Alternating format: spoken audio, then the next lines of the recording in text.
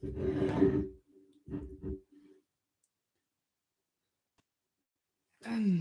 Hello, welcome to Kevin Kearns Always Pick Last, and this is Choosing the Right Martial Arts Anti-Bullying Program. This is at the very end of the second edition, I believe, of the Always Pick Last book, and it is an instructor's guide for parents. As a professional educator and martial arts instructor with a passion for helping kids and teens cultivate higher levels of self-esteem and deal responsibility with bullies, I'm used to addressing some common misconceptions on the part of parents. On one end of the spectrum, some think that studying material arts for anti bullying equates to teaching children how to fight. We have to field this objection on two fronts, both from those who don't want their children to use violence as a solution, as well as from the parents who want their children to take a stand against bullies, even if that means using physical force.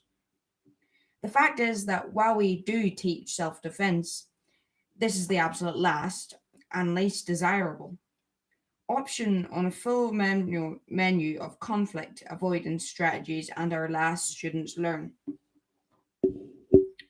Parents envisioning some hard edged, no mercy environment like nefarious Cobra Kai from Karate Kid will quite surprised to say the least.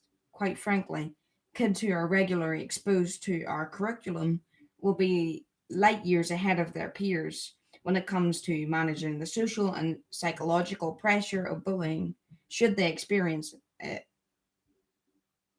On the other end of the spectrum, we also encounter parents who come to us because they have heard that martial arts is good for bullying confidence, discipline, and helping kids deal with bullying.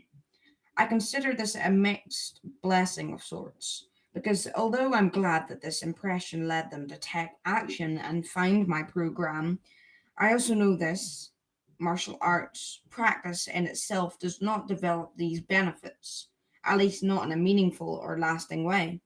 The truth is, the effectiveness of each individual program comes down to the curriculum and knowledge, attitude, and training of the instructors.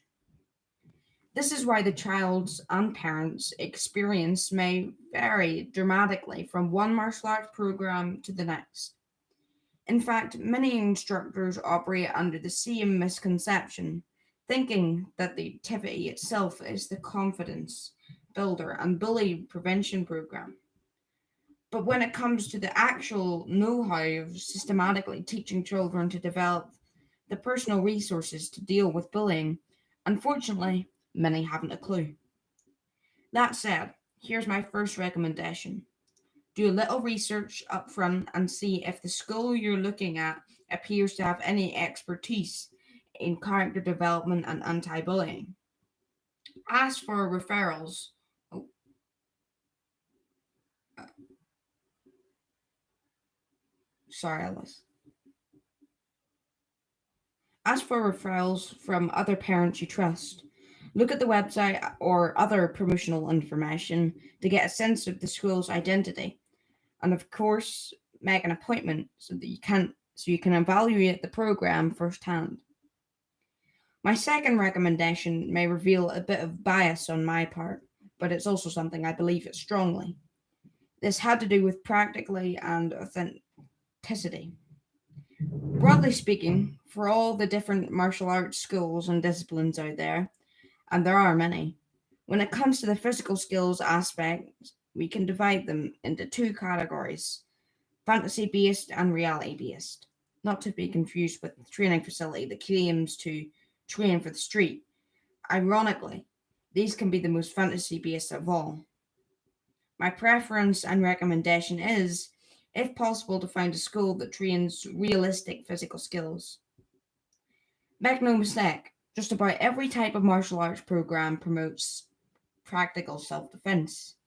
And in the minds of most parents who are not familiar with martial arts, it's all just karate or taekwondo. Anyway, and they often see the closest available option as interchangeable with the others.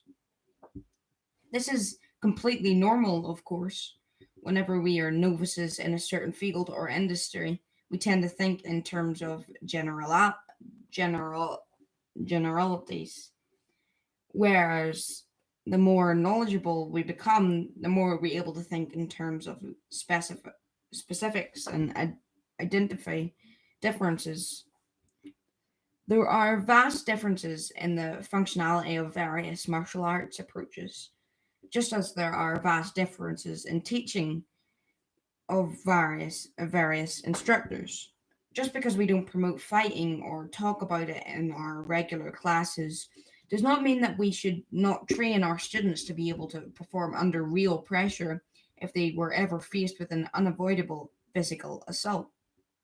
To that end, as instructors, it is our duty to place objective reality over any investment we have in what we teach, or delusional beliefs in its effectiveness. The point of this is not to enter into a debate over styles. Instead, I prefer to think about functional performance first. With proper training, my students have skills to defend themselves if someone actually grabs or tackles them, or tries to assault them with strikes. We know this because our training methods allow them to develop these skills in a safe and progressive manner so that they are not theoretical, but tested.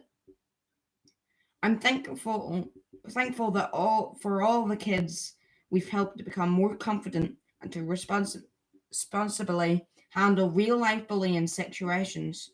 Only a handful ever had to use their physical skills to protect themselves.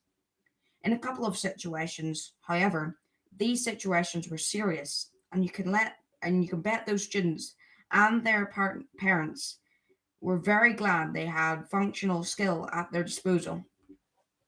That being said, this approach to developing martial arts skills extends far beyond actual self defense. It has to do with building an honest sense of self and authentic confidence, based in a child knowing exactly what he or she can and cannot do, as opposed to what they want to think they can do, which would be a fantasy based self confidence. When you combine this level of sincerity with a positive, goal oriented environment, expertise in character development, and a truly practical curriculum of skill development, you have a recipe for success that holds lifelong benefits for your child. And that is the end of the anti bullying program at the very back of Kevin Kearns Always Pick Last.